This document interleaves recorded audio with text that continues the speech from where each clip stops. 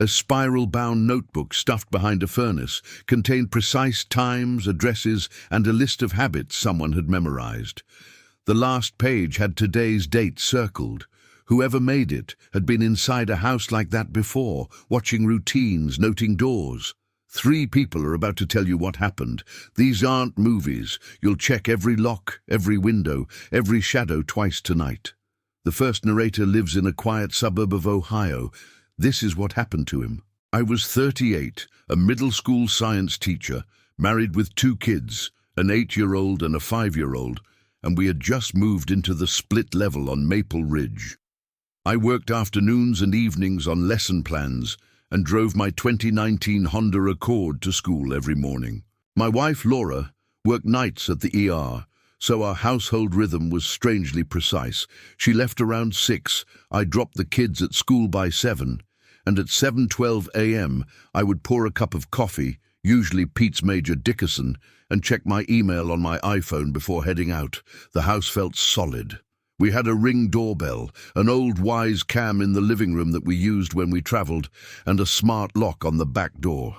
For months I left for work thinking the same quiet thought I always did. We're safe here. On a Thursday in late October, I noticed something out of place and dismissed it. The kitchen chair that usually sat at the little breakfast table had been turned to face the window. I thought maybe one of the kids had been spinning it around, or Laura had moved it while looking outside before a shift. It was small. I pushed it back and made my coffee. Later that week, on a Sunday morning, I walked downstairs to the faint smell of fresh coffee, even though I was sure no one had brewed any. The Pete's box in the cupboard was half full, the brand we drank at home, but on the counter sat a travel mug that wasn't ours, a dented hydro flask with a logo I didn't recognize. My stomach dropped when I saw the mug. I felt foolish, but also uneasy. Muddy footprints trailed along the back hallway tiles, the kind you'd get after a rainstorm, size 10, deep enough to leave the tread pattern. I remember the sound of the tiles under my feet as if replaying a recording, soft echoes, then my own breath. I walked the perimeter of the house, checking windows. The living room lamp, an old IKEA floor lamp, was on even though we'd turned everything off the night before. At first I told myself I was being dramatic. Then I found the basement door had been left unlocked, the deadbolt on the back door slightly out of alignment, as if someone had pushed it and let it slip. My throat went dry. I called Laura at the hospital and told her to come home if she could. She laughed. She thought I was being protective, the kind of worry that comes with a new house. I told her about the chair and the mug and the footprints. She said she'd stop by after a slow hour. I tried to look for hard evidence. My hands shook when I opened the pantry because inside, tucked behind a box of pasta, was a spiral-bound notebook. It wasn't large, just a composition-style notebook with a torn cover, and on the front someone had written in block letters, "Schedules." Inside were entries with times, small notes about comings and goings, and a list of habits. There were mentions of our kids' school bus route, the dog walker who came on Tuesdays, the exact brand of coffee Laura liked, and times circled in red ink. Every hair on my neck stood up as I read names I'd never told anyone about. I remember the metallic tang of fear in my mouth, like pennies. There were also sketches, a rough drawing of our backyard fence, a note that said, "Chair toward window twice," and shorthand for the Ring doorbell's camera angle. At the bottom of one page, I found a bizarre little notation. 2019 Honda Accord. Driver leaves at 7:12. I should have called 911 right then. I didn't. Instead, I texted Laura and told her to go home. I started to retrace my steps, to look for more, to feel like I was fixing something I could still control. I opened the notebook carefully, the pages brittle with handling, and read item after item as if someone had been rehearsing our life. There was a daily log, MTWTAF, wife at ER night shift, leaves 6:05, kids leave at 7:05, husband leaves 7:12. Between the lines were scribbles: basement door unlocked third week, light on living room. And in the margin a list of addresses, 4 in our county, with 2 names crossed out in red. At the back was a column of times and shorthand for actions: kitchen mug swap, chair toward window, footprint left by back gate. The last page had our street name and circled in a thick red loop the number 5. My throat went dry when I saw the list of addresses. I held the notebook up, and it felt impossibly heavy. My hands shook as I called the non-emergency police line. I should have called 911 right then.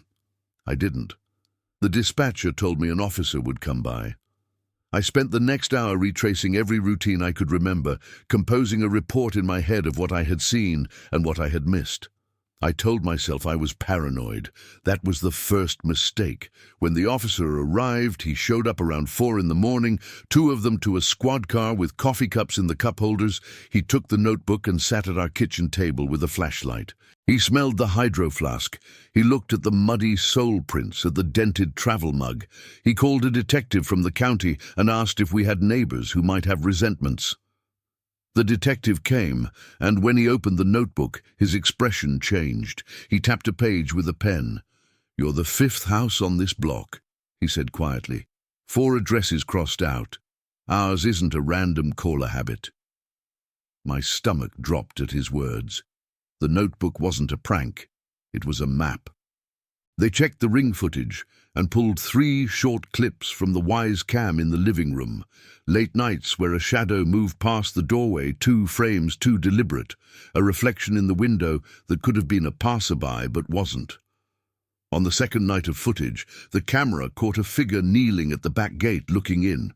It was brief, grainy, enough to show someone wearing a dark hoodie and work boots, the same tread as the footprints on my tile. The detective ran the images against local reports and found a similar pattern in neighborhoods 3 towns over. They arrested a man after comparing a printout from a neighbor's security camera. His name was unknown to us, a transient with no ties. He pled guilty. 8 years. The trial was sterile and quick compared to how it felt living inside the evidence. There were bagged items, a shoebox with a hydro flask we had never seen, and when they searched his van, they found pages torn from a different notebook with our street name on them. Court records showed he'd been voyeuristically cataloguing houses for months. My throat tightened whenever I thought about what could have happened if Laura had been home alone or if the kids had been sleeping in a different room. After the conviction, we installed new locks, an industrial deadbolt on the back door, another ring at the driveway, and a Wise cam on the porch. I started taking photos of daily oddities and keeping them in a folder on my phone labeled Log. I checked the back door deadbolt before bed. Every single night, 600 miles away, a solo backpacker in North Carolina tells a different story from the trail. I woke up to a sound too deliberate to be the wind, something scraping along the outside of my tent. It was dark, and the moon was a thin coin framed by pines. I remember reaching out in the sleeping bag and my hand finding cold fabric, the zipper pull slick under my fingers, the metal teeth slightly parted like a mouth. Ice flooded my veins. I could hear breath that wasn't mine, steady and too close. I froze, thinking for a second that if I didn't move, it would go away. My knees almost gave out as I swung my legs over the thin camp pad and listened. There was a cigarette butt tucked just outside the rainfly. I don't smoke, so whoever left it wasn't me. The smell of burned tobacco mixed with gasoline hit me. A tipped plastic gas can lay on its side near the tree line, the cap missing. For a moment I couldn't place how I'd ended up like this. Let me back up and explain how I got here.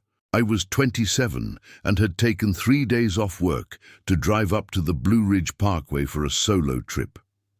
My car was an old Subaru Forester with a dented bumper and a stack of maps folded into the passenger seat. I wanted to disconnect. No office emails, no apartment building with thin walls, just trail miles and dome tents and freeze-dried meals. I parked at the trailhead near mile marker 53 and hiked in Saturday morning with a small pack, a black REI tent, and a cheap trail cam that I hung on a tree as an experiment because a cousin had suggested it might be fun to catch deer.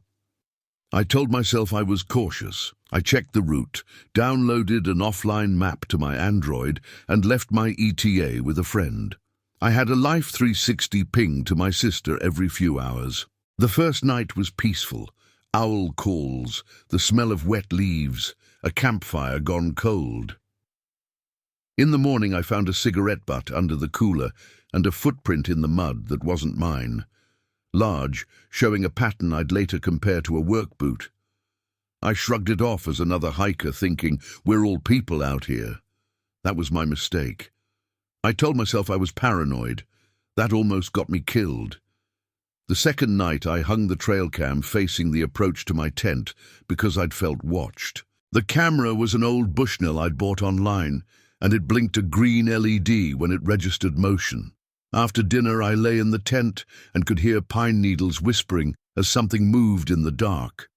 Around midnight I woke to a shadow moving against the vestibule, and the tent zipper clicked as if someone were testing the seal. I whispered to myself to breathe, slowed my heart, and then heard a low rustle as if someone had crouched right at the tent's edge. I remember thinking, if they unzip this, I'm done.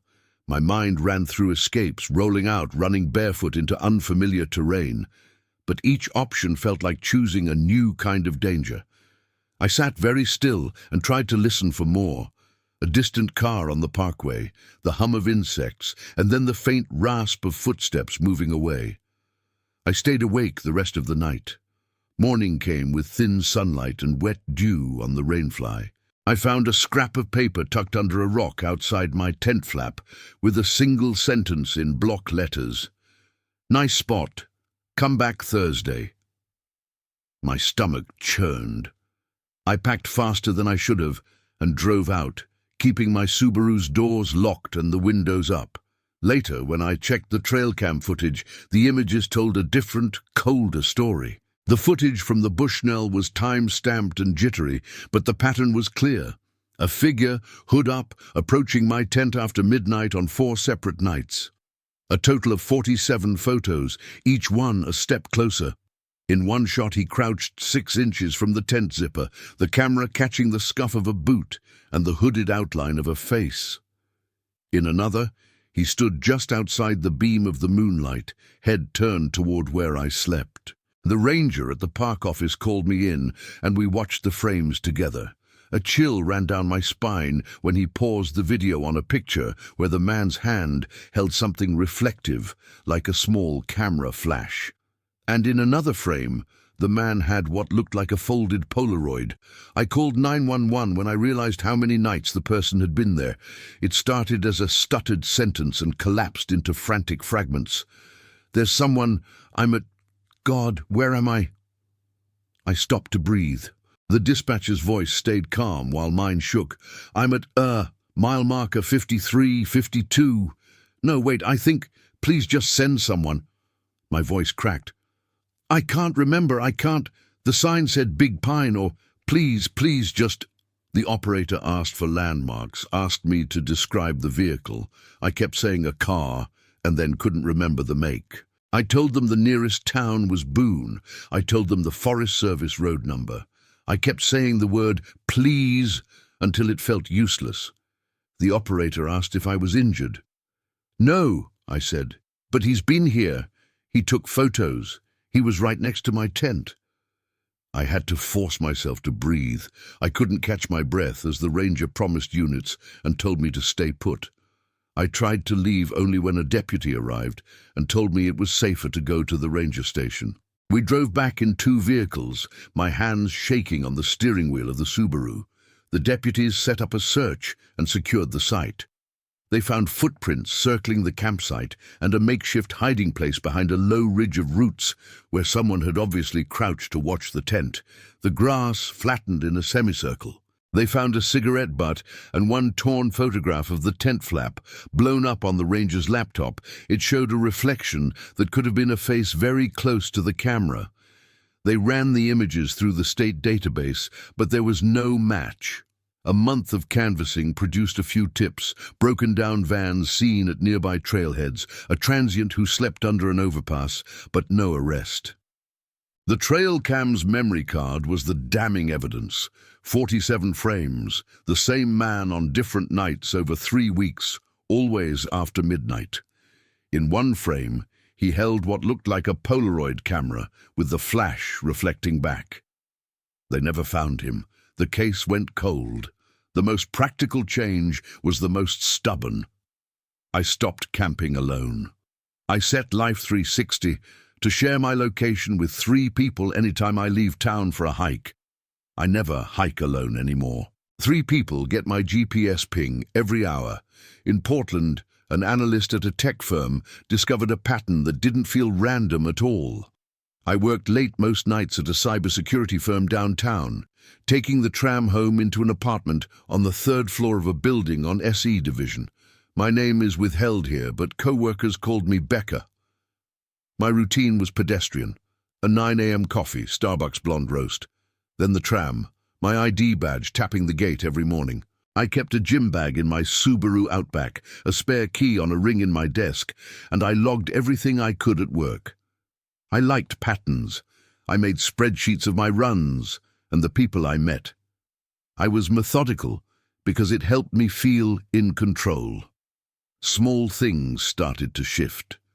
At first it was a pen from my desk missing and then returned to a different spot.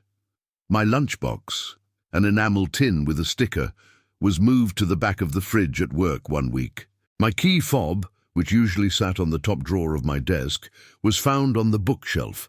I chalked these up to busy offices and absent-minded co-workers. Jason, my teammate, was always helpful. He'd hold the elevator or grab my coffee if he saw me running late. He was that kind of person who made himself useful without asking, and that made me trust him without thinking too hard. I started noticing a pattern more clearly when my Fitbit registered me at the office before I actually arrived, and my security logs showed my badge used at odd hours, times I could not account for. I complained to HR, but then deleted the email because I didn't want to cause trouble. Nausea hit me in a wave as I tried to rationalize the missing items. Maybe I had left the pen in a meeting room. Maybe someone had reorganized the fridge. I told myself I was overreacting. Jason was always helpful. He'd offered to cover my desk when I went on a 2-day conference, and I said yes, without thinking about whether anyone else knew where my spare key hung. The pattern emerged slowly, but deliberately. My lunches were rearranged in the office fridge twice a week. Once my gym bag was zipped and unzipped, though nothing was taken. Another time my car alarm key was on my desk with a little scratch that hadn't been there before. I started to keep a small notebook of oddities and took pictures: angles of keys, timestamps from my work log, the positioning of my lunchbox. Jason would pop in with a cup of coffee and say, "I saw someone leave your lunch in the back, thought you'd want it up front." He smiled like he was being caring. He'd say, "Hey, when are you heading out? If you leave now, I can lock up the office." I should have told someone where I was going. I told no one. There were moments that, in hindsight, were terrifyingly obvious. Parking receipts from gas stations near my apartment when I hadn't been there. A note left on my desk that read, "Left at 6:30, when I'd told only one person my plans. The office has cameras in the lobby, but not in the stairwell. Jason always offered to walk me to my car when it was late. "It's no problem," he'd say. "I live close by." I told myself he was a good neighbor. I told myself he was a friend. The day his behavior escalated was the day I came down to my desk and found something I couldn't just shrug off.